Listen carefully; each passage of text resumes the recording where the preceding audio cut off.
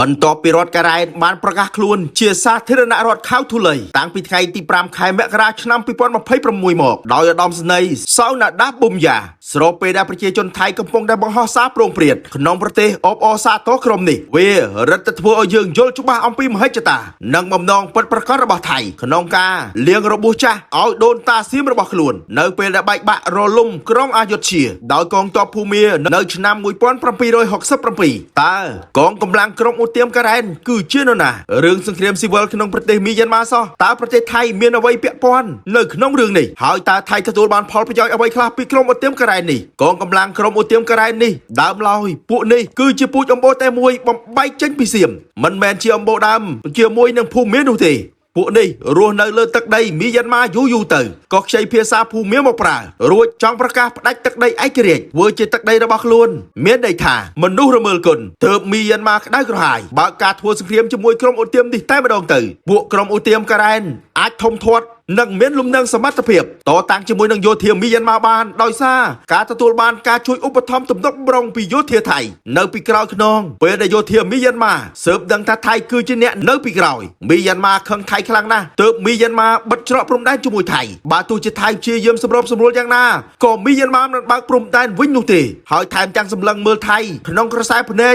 មិនសមប្រកបទៀតផងការដែលក្រុមឧទាមការ៉ែនមានឱកាសប្រកាសឯករាជ្យនេះហើយទើបប្រទេសថៃលេបទឹកមាត់លួចញញឹមអូក្នុងចិត្តមិនស្ទើរទេពីព្រោះបានក្រុមពួកឧទាមនេះហើយយកធ្វើជាតំបន់ទ្រនាប់ខាងខ័ណ្ឌព្រំដែនរវាងថៃនិងមីយ៉ាន់ម៉ាហើយថៃក៏នឹងលែងសូវបារម្ភពីហានិភ័យមីយ៉ាន់ម៉ាដូចមុនទៀតហើយទោះចង់ឬមិនចង់អនាគតទឹកដីមីយ៉ាន់ម៉ា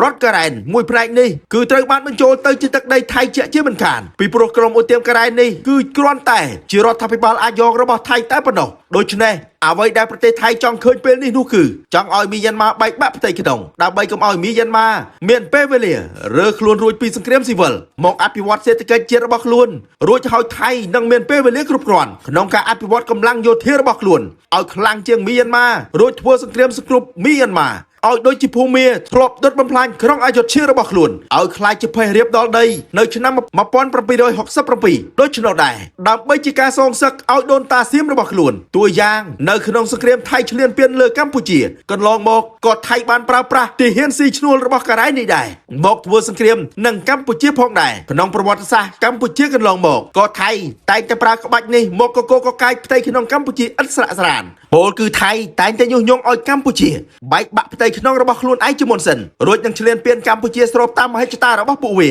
និយាយរួមទៅឲ្យតែពួកឧទាមណាក្បែរផ្ទះរបស់ថៃដែលងើបប្រឆាំងនឹងរដ្ឋាភិបាលខ្លួនឯងគឺថៃតែងតែប្រកាសគាំទ្រពេញទំហឹងនិងជួយឧបត្ថម្ភពីក្រោយជានិច្ចគឺដើម្បីបម្រើមហិច្ឆតារបស់ថៃក្នុងការឈ្លានពានទឹកដីនៃប្រទេសជិតខាងដែលថៃគិតថាជាប្រទេសទុនខ្សោយជាងខ្លួនរួមមានកម្ពុជាឡាវនិងមីយ៉ាន់ម៉ាKidney Pro ជួយដោះស្រាយបញ្ហានោមញឹកនោមឈឺនោមទាស់គ្រុនតម្រង់នោមបើមានបញ្ហាទាំងអស់នេះសូមជ្រើសរើស Kidney Pro